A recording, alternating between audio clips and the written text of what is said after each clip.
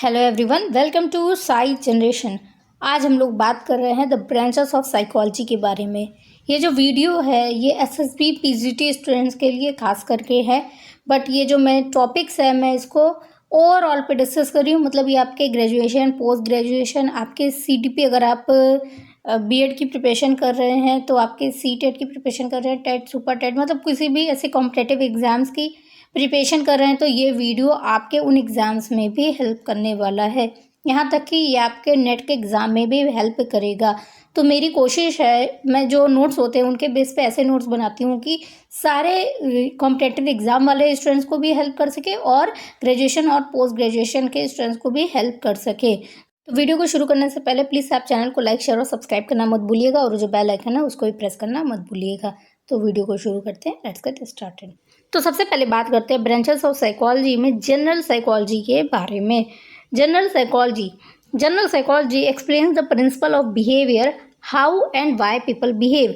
तो basically general psychology explains the principle of behaviour, व्यवहार के सिद्धांतों को एक्सप्लेन करता है, जो कि बताता है कि लोग हाउ मतलब कैसे, एंड व्हाई क्यों बिहेव करते हैं। Second is comparative psychology.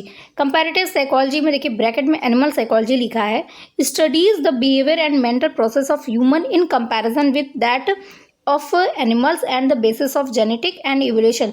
So basically comparative psychology में ह्यूमन और एनिमल्स के मेंटल प्रोसेसेस, उनके बिहेवियर का कंपैरेटिवली, उनके कंपैरिजन के रूप में स्टडी किया जाता है। जो एनिमल्स का बिहेवियर होता है या उनका मेंटल प्रोसेस होता है, उसका बेसिक क्या होता है, उसका जेनेटिक और इवैल्यूएशन के आधार पर इनका कंपैरेटिव स्टडी किया जाता है। ठीक है, अब थर्ड बात करते हैं डेवलपमेंटल साइकोलॉजी की। डेवलपमेंटल साइकोलॉजी के आगे देखिए आप जेनेटिक साइकोलॉजी लिखा है। ठीक है, studies the various aspects of growth and development from parental to old age. तो डेवलपमेंट साइकोलॉजी में बच्चे के भ्रूण की एज, जब बच्चा माँ के पेट में आता है उसको भ्रूण कहते हैं, उस एज से लेकर के ओल्ड एज, उसका जो वृद्धावस्था आता है उस एज तक के उनके डेवलपमेंटल प्रोसेस, उनके विकास की जो प्रोसेस होता है उसकी स्टडी करता है कौन? Developmental psychology. देखिए यहाँ लिखा है वेरियस एस्पेक्ट्स ऑफ ग्रोथ, उनके ग्रोथ एंड डेवलपमेंट। तो जो उनका ग्रोथ होता है, उनका जो डेवलपमेंट होता है, उसके अलग अलग एस्पेक्ट्स, किस एज में क्या ग्रोथ होता है, किस एज की क्या विशेषता होती है, इन सब का अध्ययन करता है कौन? Developmental psychology. या फिर आप ये कह सकते हैं कि डेवलपमेंटल साइकोलॉजी में अध्ययन किया जाता है। फोर्थ बात करते हैं child psychology. Child psychology is a study of behavior from birth to early adolescence, pattern to growth and development, and environmental influences on the child are considered। तो ये क्या कह रहा है? ये कह रहा है कि इस study of behaviour from birth too early adolescence. Child psychology व्यवहार का अध्ययन करता है उसके जन्म से लेकर के उसके किशोरावस्था तक, एडोलसेंस तक, pattern of growth and development and environmental influences. मतलब कि उनका जो जन्म बर्थ होता है, बर्थ से लेकर के उनके वयस्कावस्था के जो ग्रोथ का क्या पैटर्न है, क्या विकास है, डेवलपमेंट, एंड यहाँ तक कि उसके ऊपर इन्वायरमेंट कहाँ तक प्रभावित कर रहा है, इसका अध्ययन किया जाता है किसमें? चाइल्ड साइकोलॉजी में। फिफ्थ बात करते हैं एडोलसेंट साइकोलॉजी। तो एडोलसेंट साइकोलॉजी में a study of human behaviour from puberty to later life. ठीक है, देखो यहाँ पे चाइल्ड साइकोलॉजी अलग, चाइल्ड साइकोलॉजी को अलग बताया गया है, एडोलसेंट साइकोलॉजी को अलग बताया गया है। ठीक है, तो इसको लेकर के आपको कंफ्यूज नहीं होना है। चाइल्ड साइकोलॉजी में बर्थ से लेकर के उनके एडोलसेंस, उनके किशोरावस्था का अध्ययन किया जाता है। एडोलसेंट साइकोलॉजी में उनकी पुबर्टी से लेकर के उनके एडल्टहुड तक का अध्ययन किया जाता है। ठीक है, यहाँ पे देखो लिखा हुआ है adolescent psychology study of human behaviour from puberty to later life. उनके किशोरावस्था से लेकर के पुबर्टी एज किसको कहते हैं? जब हमारे शरीर पे, जब शरीर डेवलप होने लगता है, बच्चा नहीं रह जाता, उसको किशोर या फिर उसको यंग या उसको एडल्ट की तरह कंसीडर किया जाता है। जो प्राइवेट पार्ट्स होते हैं वहाँ कुछ बाल आने लगते हैं, आवाज़ भारी हो जाती है, बच्चा जो है बच्चा नहीं एक वयस्क की तरह दिखने लगता है, तो उस एज को कहा जाता है पुबर्टी एज। ठीक है, तो उस पुबर्टी एज से लेकर के उसके बाद की लाइफ का अध्ययन किया जाता है एडोलसेंट साइकोलॉजी में। This involve the physical and mental maturation of individual as well as emotional and social maturity. देखो ये कह रहा है इसमें क्या इन्वॉल्व रहता है, इसमें फिजिकल और मेंटल मैच्योरेशन के साथ साथ इंडिविजुअल की इमोशनल और सोशल मेच्योरिटी का भी अध्ययन किया जाता है। किसमें? एडोलसेंट साइकोलॉजी में। अब बात करते हैं senescent psychology is the study of human behaviour in old age. तो जो ह्यूमन बिहेवियर का जो ओल्ड एज में स्टडी किया जाता है वो सेंसेंट साइकोलॉजी में किया जाता है। इसको थोड़ा सा मैं बड़ा कर देती हूँ तो आप लोगों को थोड़ा सा आराम रहेगा, ठीक है। तो is the study of human behaviour in old as. Old age में जो स्टडी किया जाता है वो किस में किया जाता है? सेंसेंट साइकोलॉजी में किया जाता है। अब बात करते हैं कंज्यूमर साइकोलॉजी की। Consumer psychology studies motivation, perception and learning in order to understand buying decision of consumers, mass media, advertising, surveys, market research and salesmanship are important areas in the field. तो दो part में इसको पढ़ते हैं, मतलब इसको समझते हैं। पहले इस पार्ट को समझते हैं, उसके बाद हम लोग इस पार्ट को समझेंगे, ठीक है। So consumer psychology studies motivation, perception and learning in order to understand buying decision of consumer। तो जब कंज्यूमर कुछ सामान खरीदता है तो उस समय उसका क्या मोटिवेशन रहता है, क्या परसेप्शन रहता है और क्या लर्निंग रहता है। मोटिवेशन, परसेप्शन और लर्निंग यहाँ पे क्यों इम्पॉर्टेंट है? क्योंकि जब पर्सन कुछ खरीदने जाता है तो उसके पीछे उसका कुछ मोटिवेशन होता है, किसी कारण से खरीदता है। परसेप्शन मतलब कि उसके सामने कितने प्रोडक्ट है और वो किस प्रोडक्ट को किस तरह से परसीव कर रहा है। इसमें जो कलर होते हैं, प्रोडक्ट का कलर बहुत इंपॉर्टेंट रोल प्ले करता है।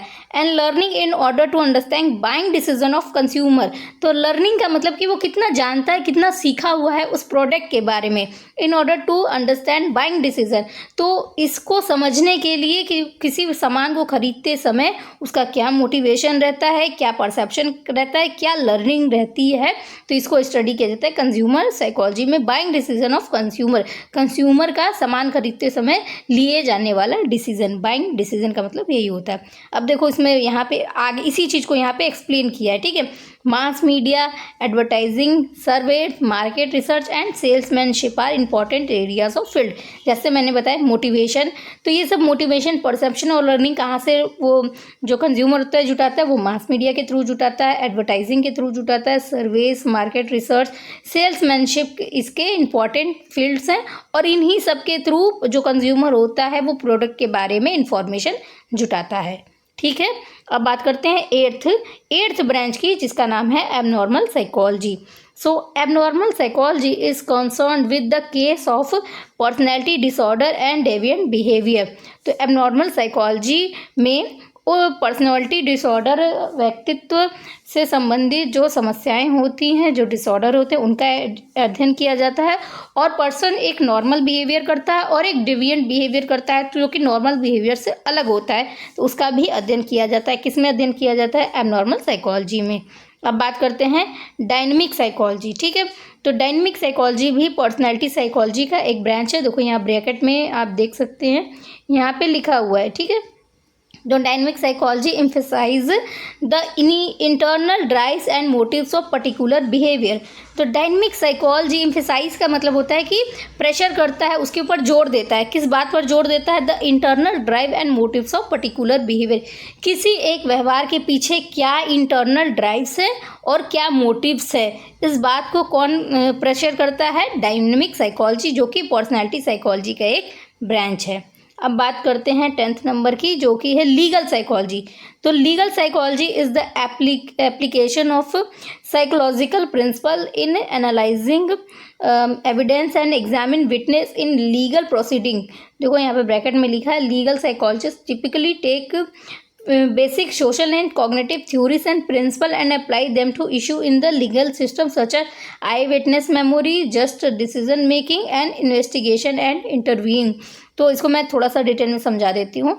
लीगल साइकोलॉजी में यहाँ ये बता रहा है कि is the application of psychological principle in analysing evidence and examine witness in legal proceeding. तो लीगल साइकोलॉजी का अप्लाई वहाँ पे होता है जहाँ पे लीगल प्रोसीडिंग चलती है या फिर कोर्ट रूम में होता है। ये कहाँ एप्लीकेबल होता है? यहाँ पर साइकोलॉजिकल प्रिंसिपल को और उनकी जो थ्योरीज है उनको अप्लाई किया जाता है, जो एविडेंस होते हैं उनको एग्जामिन करने के लिए, और जो विटनेस होते हैं उनको एग्जामिन करने के लिए लीगल साइकोलॉजी का यूज़ किया जाता है। अब देखो यहाँ पे लिखा है क्या, legal psychologist typically take basic social and cognitive theories. ये लोग क्या करते हैं, basically social and cognitive theories को लेते हैं, प्रिंसिपल्स उनके प्रिंसिपल को लेते हैं एंड उनको अप्लाई करते हैं them to issue in a legal system. उनको कहाँ अप्लाई करते हैं, लीगल सिस्टम, मतलब वो जो कोर्ट रूम सेटिंग होती है जहाँ पे आई विटनेस होते हैं, जो लोग डिस्कस करते हैं। तो ये इन सारी थ्योरीज को, कॉग्निटिव थ्योरीज को, सोशलॉजिकल थ्योरीज को, उनके प्रिंसिपल को वहाँ पे अप्लाई करते हैं। Such as eye witness memory. Eye witness memory एक बहुत इंपॉर्टेंट टॉपिक है, बहुत इंपॉर्टेंट मेमोरी है। ये मेमोरी जैसे कि पर्सन को ऐसा लगता है कि उसने ये सिचुएशन देखी है या ये घटना देखी है, इसे ही आई विटनेस मेमोरी कहते हैं और उसको वो लोग रिकॉल करते हैं। बट ये जो मेमोरी होती है ना, ये अलग अलग लोग अलग अलग, जैसे कोई एक आई विटनेस है, उसने कोई थ्योरी या उसने कोई इंसिडेंट देखा, बट वही इंसिडेंट जब 3-4 लोग और उससे डिस्कस करते हैं तो उसकी वो जो विटनेस होता है, उसकी मेमोरी का जो शेप होता है वो बदल जाता है। अब उस मेमोरी में और भी इंफॉर्मेशन, या वो जो इंफॉर्मेशन दे रहा था उसमें और भी इंफॉर्मेशन ऐड हो जाती हैं, और इस तरह से ये पूरा जो आई विटनेस था उसका जो भी मतलब वो जो भी बता रहा था वो क्या होता है, ख़राब हो जाता है, बिगड़ जाता है, और वो जो भी बताता है उसको सच नहीं माना जाता है। तो यही होता है आई witness memory. Jury decision making और इन्वेस्टिगेशन एंड इंटरव्यूइंग, मतलब कि जब ज्यूरी डिसीजन लेता है, इन्वेस्टिगेशन में ये हेल्प करता है और इंटरव्यू के दौरान भी इस लीगल साइकोलॉजी के थ्रू हेल्प किया जाता है। अब 11 में बात करते हैं फॉरेंसिक साइकोलॉजी। ठीक है, forensic psychology involves work with in the domain of legal, judicial and co-relational institution. Example, forensic psychologists work with human problems, determine mental competence of the accused, prepare psychological reports to help judges decide on a particular case. ठीक है, forensic psychology involves work with in the domain of legal. ये क्या करते हैं, ये legal system में work करते हैं, जुडिशियल एंड को-रिलेशनल इंस्टीट्यूशन में, जुडिशियल सिस्टम में भी वर्क करते हैं, और ये जो लीगल और जुडिशियल को ऐड करता है, जोड़ता है, इसको को-रिलेशनल करेक्शनल इंस्टीट्यूशन कहा गया है। तो इसमें भी ये लोग वर्क करते हैं। फॉर एग्जाम्पल यहाँ पे देखो एग्जाम्पल भी दिया है, forensic psychologist work with the human problems, वो ह्यूमन प्रॉब्लम्स के साथ वर्क करते हैं। Determine mental competence of the assured, वो मतलब दिमाग कहाँ तक काम कर रहा है, सही काम कर रहा है, क्या सिचुएशन है, तो उसको वो एश्योर्ड करते हैं कि ये पर्सन जो बता रहा है ये सही बता रहा है कि नहीं, इस समय उसकी क्या मेंटल कंडीशंस थी, इसके ये जो आई विटनेस है, ये जो भी बोल रहा है इसके ऊपर बिलीव करना चाहिए कि नहीं, ये इसको बताता है। प्रिपेयर साइकोलॉजिकल रिपोर्ट, वो मनोवैज्ञानिक, आपने सुना होगा कि जजेस कहते हैं कि इसकी साइकोलॉजिकल रिपोर्ट क्या है, ये पर्सन वास्तव में मेंटली अनस्टेबल है या इसके पीछे के ये कारण है, तो ये उनके ऊपर फोकस करते हैं, वो उन एस्पेक्ट्स को हाईलाइट करने की कोशिश करते कोर्ट रूप में जो कि नॉर्मल ह्यूमन पर्सन या चाहे जज हो चाहे लॉयर हो उसको एक्सप्लेन नहीं कर पाते, उस हिडन एस्पेक्ट को बताने की कोशिश करता है। तो यहाँ पे लिखा है रिपोर्ट टू हेल्प जजेस डिसाइड टू पर्टिकुलर केस, जैसा मैंने अभी तुरंत बताया कि ये लोग उस एस्पेक्ट को हाईलाइट करते हैं जो कि नॉर्मल पर्सन नहीं देख पाता है या उस हिडन एस्पेक्ट को बताते हैं। जैसे कि कोई पर्सन ने मर्डर कर दिया तो मर्डर के पीछे के क्या ह्यूमन नेचर हो सकता है, क्या ह्यूमन रीज़न हो सकता है, ऐसा तो देखने में कई रीज़न्स हो सकते हैं, बट वो जो हिडन बात रहती है ये फॉरेंसिक साइकोलॉजिस्ट उसको एक्सप्लेन करने की कोशिश करते हैं। ठीक है, मुझे लगता है बहुत अच्छे से आपको समझ में आ गया। अब बात करते हैं बिजनेस साइकोलॉजी की। Business psychology uses techniques of mass persuasion gain more consumer and improve business transaction. देखो ये जो बिजनेस साइकोलॉजी कह रहा है कि इसमें उन टेक्निक्स को, उन मास परसुएशन की टेक्निक्स को यूज़ किया जाता है ताकि अधिक से अधिक कंज्यूमर को बढ़ाया जा सके और बिजनेस को मतलब कंज्यूमर की संख्या बढ़ाई जा सके और बिजनेस को इम्प्रूव किया जा सके। यहाँ कस्टमर लिखा है, मैं कंज्यूमर बोल रही हूँ, दोनों का मतलब एक ही होता है। अब 14 बात करते हैं काउंसलिंग साइकोलॉजी की। Counselling psychology focuses on the problems of adjustment to challenges that everyone faces in life, helps the individual to in dealing with personal problems, career choice, adjustment, interpersonal relations, parent child relationship and other concerns. So basically counselling psychology focus करता है उन problems पर जो कि adjustment से related होती है, उन चैलेंजेस पर फोकस करता है जो कि एडजस्टमेंट से रिलेटेड होती है और पर्सन अपने एवरीडे लाइफ में फेस करता है। तो शॉर्ट में आप ये कह सकते हैं कि काउंसलिंग साइकोलॉजी उन प्रॉब्लम्स को पर और उन चैलेंजेस पर फोकस करता है जो कि हर व्यक्ति अपने एवरीडे लाइफ में फेस करता है। Help the individual in dealing with personal problem, ये लोगों की मदद करता है पर्सनल प्रॉब्लम से डील करने में, उनसे छुटकारा पाने में या उनको फेस करने में, करियर चॉइस से रिलेटेड समस्या का समाधान करने में, एडजस्टमेंट से रिलेटेड समायोजन से रिलेटेड समस्या का समाधान करने में, इंटरपर्सनल रिलेशनशिप आपस के रिलेशनशिप को अच्छा बनाने में, पेरेंट चाइल्ड रिलेशनशिप बच्चे के और उसके पर जो माता पिता होते हैं उसके पेरेंट्स होते हैं उनके बीच जो रिलेशनशिप कॉन्फ्लिक्ट होता है उसको रिसॉल्व करने में हेल्प करता है कौन, काउंसलिंग साइकोलॉजी। इस तरह के अदर कंसर्न जो लिखा है, इस तरह की जो समस्याएं होती हैं उनको फेस करने में हेल्प करता है काउंसलिंग साइकोलॉजी। 15 बात करते हैं एजुकेशनल साइकोलॉजी। ठीक है, एजुकेशनल साइकोलॉजी क्या करता है, is the application of learning principle for effective instruction, diagnosis and treatment of learning difficulties, works in the area are researchers and theorists called educational psychologist. Words नहीं लिखा है यहाँ पे, वर्कर्स लिखा है। कभी कभी कंटिन्यूस बोलने से जो प्रोनाउंसिएशन होता है ना वो गड़बड़ हो जाता है, तो वो सुनने में बहुत ख़राब लगता है। फिर आप लोग कमेंट सेक्शन में कमेंट करते हो कि ऐसे नहीं, इसको ऐसे बोला जाता है। होता यह है कि मैं लगातार बोलती रहती हूँ, तो बोलने से थोड़ा सा कंटिन्यूस, आप भी नोटिस किए होंगे कि आप कंटिन्यूस कोई बात बोलो या कुछ बोलते रहो तो फिर उससे थोड़ा सा ये जो प्रोनाउंसिएशन होता है गड़बड़ हो जाता है। आपने नोटिस किया होगा मैं बहुत कम पाउस लेती हूँ और अपनी बातों को अच्छे से एक्सप्लेन करने की कोशिश करती हूँ, तो इसका कारण यही है। ठीक है, फिर से इस पे आते हैं, इस टॉपिक पे। आप कहेंगे कि मैं जैसे कुछ खुद को जस्टिफाई कर रही हूँ, मैं जस्टिफाई नहीं कर रही हूँ, मैं बस बता रही हूँ कि ये थोड़ा सा सुनने में ऑड लगता है और मुझे जहाँ ये रियलाइज़ हो जाता है ना कि मैंने ये चीज़ गलत प्रोनाउंस किया है तो मैं इसको करेक्ट कर लेती हूँ, और सामने से भी मुझे अगर कोई करेक्ट करता है तो मुझे बुरा नहीं लगता है। ये मत सोचिएगा कि मुझे बुरा लगता है, ठीक है, अच्छी बात है कि लोग इतने ध्यान से मेरी बात सुनते हैं और मुझे करेक्ट भी करते हैं। ठीक है, अब एजुकेशनल साइकोलॉजी पे वापस आते हैं, इसको फिर से करते हैं। ठीक है, तो educational psychology is the application of learning principle for effective instruction. तो एजुकेशनल साइकोलॉजी में लर्निंग के जो प्रिंसिपल होते हैं उनको यूज़ किया जाता है, उसके जो इंस्ट्रक्शन होते हैं उसको यूज़ किया जाता है। Diagnosis and treatment of learning difficulties, learning से रिलेटेड जो डिफ़िकल्टीज़ होती है उनको डायग्नोसिस का मतलब होता है उसको पहचान की जाती है, और ट्रीटमेंट मतलब उसका उपचार किया जाता है। तो लर्निंग से रिलेटेड जो भी डिफ़िकल्टीज़ होती है उनको डायग्नोसिस किया जाता है, उनको पहचान किया जाता है और उसको ट्रीट करने की कोशिश की जाती है, उसका समाधान करने की कोशिश की जाती है। Workers in the area are researcher and theorists called educational psychologist. तो ये जो लोग इस एरिया में काम करते हैं उनको एजुकेशनल साइकोलॉजिस्ट कहा जाता है। देखो जो वर्कर्स लिखा है ना, जो लोग इस एरिया में या जो रिसर्चर्स इस एरिया में काम करते हैं उनको एजुकेशनल साइकोलॉजिस्ट कहा जाता है। अब 17 बात करते हैं क्लिनिकल साइकोलॉजी। क्लिनिकल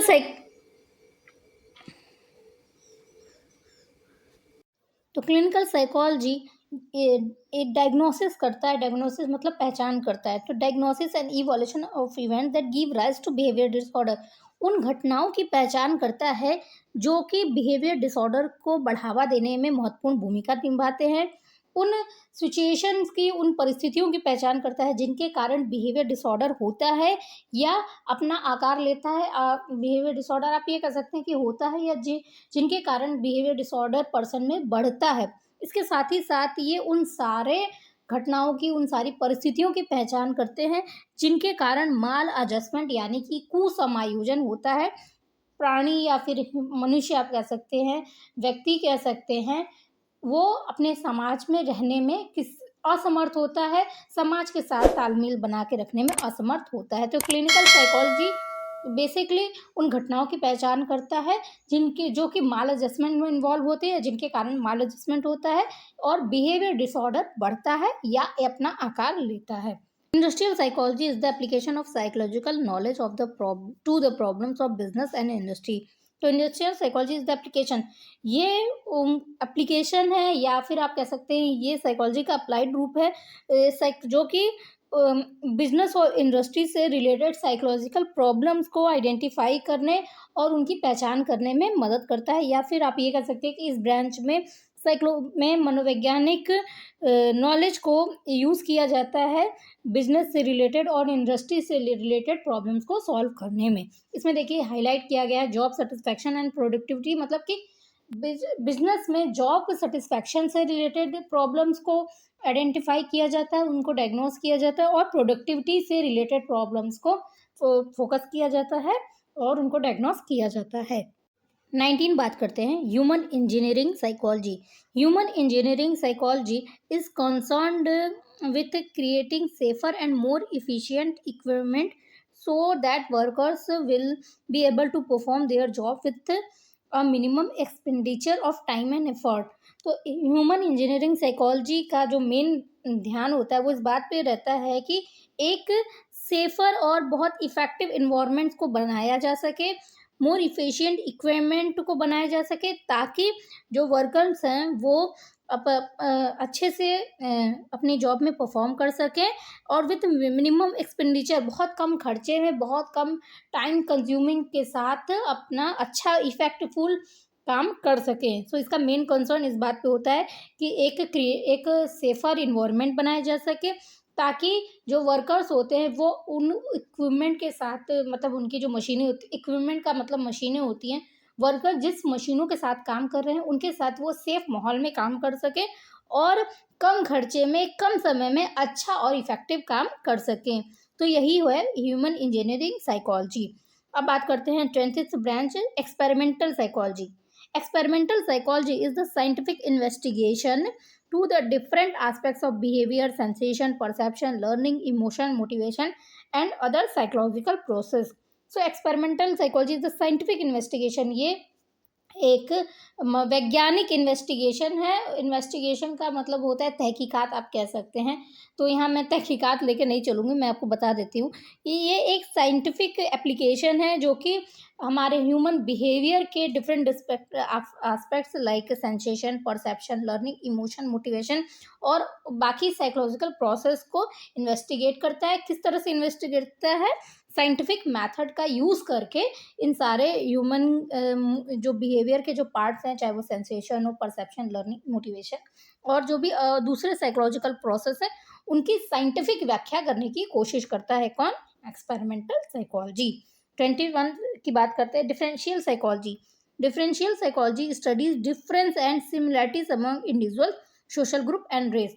तो ये स्टडी करता है उन अंतरों की और उन समानताओं की। डिफरेंस यानी अंतर और सिमिलैरिटीज मतलब समानताएं, जो कि एक ग्रुप को दूसरे ग्रुप से अलग करती है, एक पर्सन को, एक इंडिविजुअल को दूसरे इंडिविजुअल से अलग करती हैं और एक जाति को दूसरे जाति से अलग करती हैं। तो बेसिकली इसमें उन डिफरेंसेस और उन सिमिलैरिटीज़ का अध्ययन किया जाता है जो कि एक पर्सन को दूसरे पर्सन से, एक ग्रुप को दूसरे ग्रुप से और एक जाति को दूसरे जाति से अलग करता है। अब 22 की बात करते हैं, फिजियोसाइकोलॉजिकल psychology is a sub division of a behavioural neuroscience और biological is a supervision of behavioral neuroscience or biological psychology that studies the natural mechanism of perception and behavior through direct manipulation of the brain or non-human animal subject in controlled experiment। पहले इसकी बात करते हैं, इसके बाद हम लोग ये जो दूसरा लिखा हुआ है उसके बारे में बात करेंगे। Is the sub division of behaviour neuroscience and biological psychology, ये क्या है? ये एक सब डिवीजन है। देखिए, एक मेन डिवीजन होता है, उसके अंदर में जो डिवीजन होता है, जो पार्ट होता है या फिर जिसको अलग किया जाता है उसको सब डिवीज़न कहते हैं। मतलब आप ये समझिए कि किसी भी, जैसे हमारे ब्रेन के 2 डिवीज़न हैं, central nervous system and peripheral nervous system. तो सेंट्रल नर्वस सिस्टम के कुछ अलग अलग सब डिवीज़न है और पेरिफेरल नर्वस सिस्टम के भी कुछ अलग अलग डिवीज़न है। तो ये उन सब डिवीज़न, ये सब डिवीज़न देखो किस चीज़ के हैं? न्यूरो साइंस के हैं, बायोलॉजिकल साइकोलॉजी के हैं, न्यूरल मैकेनिज्म के हैं, ठीक है। तो is a sub division of a behavioural neuroscience, ये बिहेवियरल न्यूरोसाइंस का एक डिवीजन है जो कि बायोलॉजिकल जिसमें कि न्यूरोसाइंस और बायोलॉजिकल साइकोलॉजी इन्वॉल्व होते हैं। That studies the natural mechanism, ये न्यूरल मैकेनिज्म, नेचुरल मैंने पढ़ा बट ये न्यूरल मैकेनिज्म लिखा हुआ है, ठीक है। दैट जो कि स्टडी करता है न्यूरल मैकेनिज्म को, neural mechanism of perception and behaviour. तो परसेप्शन और बिहेवियर के न्यूरोलॉजिकल एस्पेक्ट्स को ये स्टडी करता है। अब ये देखो स्टडी कैसे की जाती है। Direct manipulation of the brain of non human animal subject in control experiment. तो ये जो स्टडी होती है ये ब्रेन की होती है मैनिपुलेशन के थ्रू। किस तरह से मैनिपुलेशन के थ्रू? नॉन ह्यूमन एनिमल्स, मतलब ह्यूमन पे ना करके, यहाँ पे सीधे से कहने का मतलब है कि एनिमल्स के रूप में, एनिमल्स को सब्जेक्ट के रूप में लेकर के कंट्रोल्ड एक्सपेरिमेंट करके कंट्रोल सिचुएशन में उनके ब्रेन के न्यूरल मैकेनिज्म को मैनिपुलेट करके ये स्टडी की जाती है। किसमें? फिर साइकोलॉजी में। अब आगे की बात करते हैं। Unlike other supervision within biological psychology, the main focus of physiological psychology research is the development of theories that explain brain behavior relationship rather than development of research that has transactional values. Unlike other subdivision, ये उन सब divisions की तरह नहीं है जो like within biological psychology, जो कि बायोलॉजिकल साइकोलॉजी में आते हैं। ये उन ब्रांचेस से अलग है। द मेन फोकस ऑफ देखो यहाँ पे दो बार ये साइकोलॉजिकल का, तो हमको इसको एक क्रॉट कर दो, एक ही बार पढ़ेंगे। The main focus of psychological research is the development of theories that explain brain behaviour relationship. तो इसका मेन फोकस होता है उन थ्योरीज को एक्सप्लेन करना जो कि ब्रेन बिहेवियर रिलेशनशिप को बताती हैं, rather than development of research that transactional value. तो इसका कहने का मतलब है कि ये रिसर्च को बढ़ावा देने के ऊपर फोकस नहीं करता है। इसका जो मेन पर्पस है इस है कि उन थ्योरीज को डेवलप किया जा सके जो कि ब्रेन बिहेवियर रिलेशनशिप को बहुत अच्छे से एक्सप्लेन करती हैं, न कि रिसर्च को डेवलप करने, रिसर्च को बढ़ाने के लिए जो कि ट्रांजैक्शनल वैल्यू क्रिएट करती है या फिर जनरेट करती है। तो इतना समझाने में मैं थोड़ा सा आपको अगर कंफ्यूजिंग लगा हो, जो कि मैं इसको देखकर बता रही हूँ इसलिए, तो शॉर्ट में मैं समझा देती हूँ। ये एक सब डिवीज़न है जिसमें कि न्यूरोसाइंस और बायोलॉजिकल साइकोलॉजी का एक सब डिवीज़न है जिसमें न्यूरल मैकेनिज्म का स्टडी किया जाता है। और ये न्यूरल मैकेनिज्म किस चीज़ के होते हैं? परसेप्शन और बिहेवियर के न्यूरल मैकेनिज्म का स्टडी किया जाता है। और ये स्टडी होता कैसे? ये स्टडी होता है मैनिपुलेशन के थ्रू। और ये मैनिपुलेशन किस पे होता है? ये मैनिपुलेशन होता है एनिमल्स पर, ठीक है। किसमें? कंट्रोल सिचुएशन में। बेसिकली इसमें थ्योरीज को डेवलप करने पे फोकस किया जाता है, न कि रिसर्च को बढ़ावा देने पर। ये पूरा सार तत्व है फिजियोलॉजिकल साइकोलॉजी का। अब 23 बात करते हैं ecological psychology. So ecological psychology studies the effects of environmental condition, population overcrowding, natural climate disease on the behaviour of people. तो ecological psychology studies the effect of environmental condition. इसमें environmental conditions की study की जाती है। और वो environmental conditions कौन से? पॉल्यूशन है, ओवर क्राउडिंग है, नेचुरल क्लाइमेट से डिजीज़ है, ठीक है। तो इसमें इन्वायरमेंटल कंडीशंस का अध्ययन किया जाता है जो कि पॉल्यूशन है, ओवर क्राउडिंग है, नेचुरल क्लाइमेट्स हैं, डिजीज़ हैं। और इसका क्या प्रभाव पड़ता है मनुष्य और उनके व्यवहार पर, इस चीज़ का इसमें अध्ययन किया जाता है। किसमें? इकोलॉजिकल साइकोलॉजी में। अब 24 बात करते हैं स्पोर्ट्स साइकोलॉजी। तो sports psychology focuses on the social, mental and emotional problem of athletes. ये एथलीट्स के सोशल, मेंटल और इमोशनल प्रॉब्लम्स का इस ब्रांच के अंदर अध्ययन किया जाता है। तो अब बात करते हैं मेंटल हाइजीन की। Mental hygiene is the application of systematic practice for the preservation of mental health. तो ये सिस्टमैटिक प्रैक्टिस का एक एप्लीकेशन है जो कि मेंटल हेल्थ को अच्छा बनाए रखने के लिए, उनको बचाए रखने में मदद करता है। तो basically is the application of systematic practice. Mental hygiene application है, अप्लाइड फील्ड है सिस्टमैटिक प्रैक्टिस का, जो कि मेंटल हेल्थ को बनाए रखने, उनको बचाए रखने में मदद करता है। तो अब 26 बात करते हैं biopsychology. Biopsychology explore the relationship between fundamental biological process and behaviour. तो ये फंडामेंटल बायोलॉजिकल प्रोसेस और बिहेवियर के रिलेशनशिप को एक्सप्लोर करता है, या इस फील्ड में एक्सप्लोर किया जाता है, या ये फील्ड एक्सप्लेन करता है, या इस फील्ड के अंदर स्टडी किया जाता है, सही शब्द स्टडी होगा। तो इसके अंदर फंडामेंटल बायोलॉजिकल प्रोसेस को स्टडी किया जाता है और उसका रिलेशनशिप कैसा है बिहेवियर के साथ, इसको स्टडी किया जाता है। The study is focused on the functions of the different internal organs of the body, especially the nervous system and their bearing on the behavior and mental process. The study is focused on the function of different internal organs of the body. तो ये इसमें study किया जाता है हमारे जो internal organs है उनके फंक्शंस के बारे में, जो कि हमारे देखो यहाँ पे लिखा है ना, ऑर्गन्स ऑफ द बॉडी।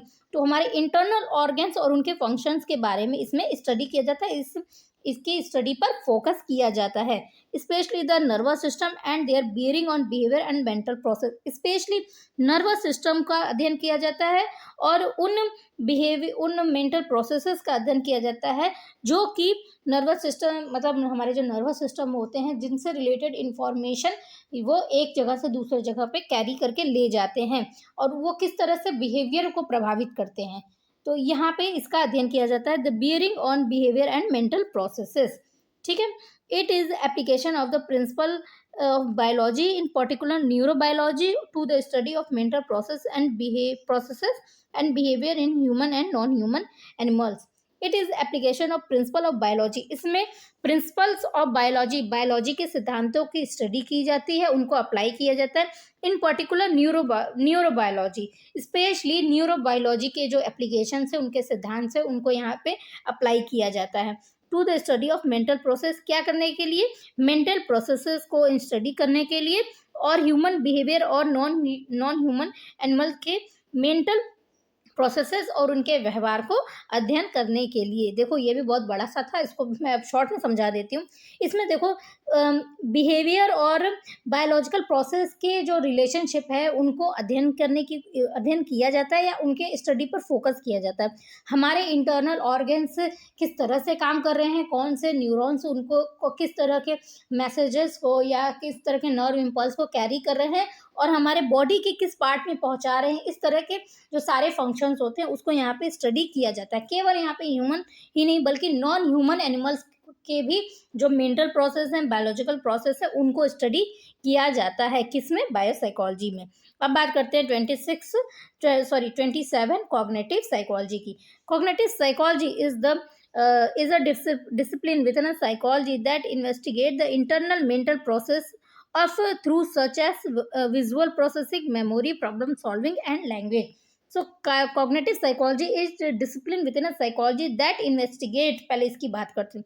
ये मेन जो ब्रांच है साइकोलॉजी का, इसके अंदर का एक ब्रांच है, इसके अंदर का एक डिसिप्लिन है, that investigate the internal mental process, जो कि इंटरनल मेंटल प्रोसेस को स्टडी करता है of through such as visual processing, जैसे कि for example visual processing, memory, problem solving और लैंग्वेज से रिलेटेड जो हमारे इंटरनल मेंटल प्रोसेस है उसको इस ब्रांच में कॉग्निटिव साइकोलॉजी में स्टडी किया जाता है। ठीक है, अब 28 की बात करते हैं। Health psychology explore the relationship between physical and mental health and specially the role of stress in health. तो हेल्थ साइकोलॉजी में अध्ययन किया जाता है, एक्सप्लोर किया जाता है फिजिकल और मेंटल हेल्थ के बीच में क्या रिलेशनशिप है, इसको स्पेशली स्ट्रेस का क्या रोल होता है हमारे हेल्थ पर, इसका स्टडी किया जाता है हेल्थ साइकोलॉजी में। अब 29 की बात करते हैं। Engineering psychology deals with the design of the equipment and the tasks of the individual who operated them. तो इंजीनियरिंग साइकोलॉजी में उन इक्विपमेंट के या मशीनों की डिज़ाइन को स्टडी किया जाता है, जो कि एंड द टास्क, मतलब न केवल इसमें मशीनों की डिज़ाइन को स्टडी किया जाता है बल्कि जो टास्क पर्सन को दिया गया है, वर्कर्स को दिया गया है, उनको भी स्टडी किया जाता है, जो कि person individual who operated them. देखो दो बात यहाँ पे बताई जा रही है। पहली कि इसमें उन मशीनों के डिज़ाइन को स्टडी किया जाता है जो कि पर्सन को यूज़ करने हैं, और दूसरा उन टास्कों को भी स्टडी किया जाता है जो कि वर्कर्स को दिए जाते हैं।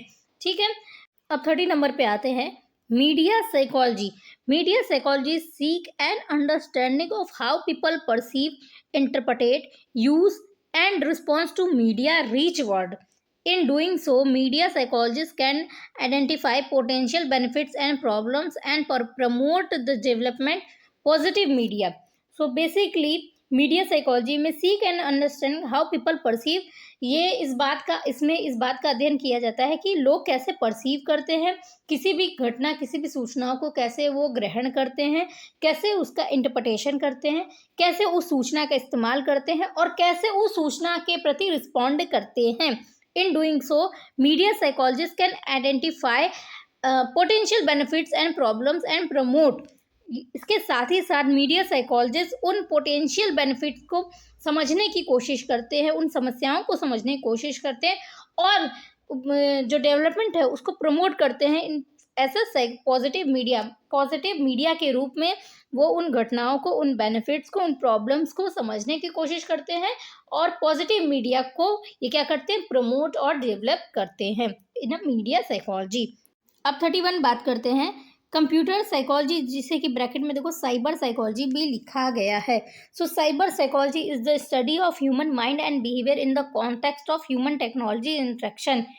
तो ये एक अध्ययन की विधि है या ये इज द स्टडी, या आप ये अध्ययन कर सकते हैं, या एक ब्रांच है जिसमें ह्यूमन माइंड और बिहेवियर को स्टडी किया जाता है इन द कॉन्टेक्स्ट ऑफ. किस कॉन्टेक्स्ट में स्टडी किया जाता है, ह्यूमन टेक्नोलॉजी इंटरेक्शन. ह्यूमन का टेक्नोलॉजी से इंटरेक्शन के रूप में ह्यूमन माइंड और बिहेवियर को इसमें स्टडी किया जाता है. किसमें, साइबर साइकोलॉजी या फिर कंप्यूटर साइकोलॉजी में.